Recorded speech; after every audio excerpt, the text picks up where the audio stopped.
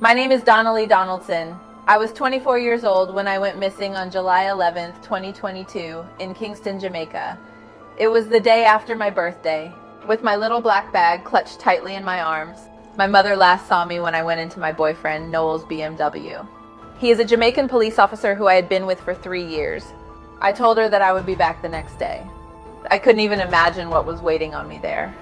We got to his apartment and spent time together as we always did. But something sinister was brewing. At times, his baby mother would come to his place when I was there to fight me. How does she know?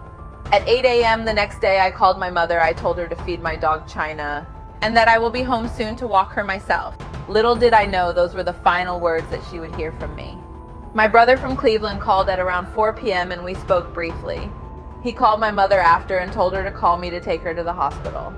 I didn't pick up that call. When I didn't return home, my mother was worried. Something truly sinister had happened to me. As the night dragged on, she became overwhelmed with fear because my phone was now off.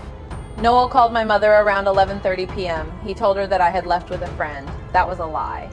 My mother caught him in many more lies surrounding my disappearance.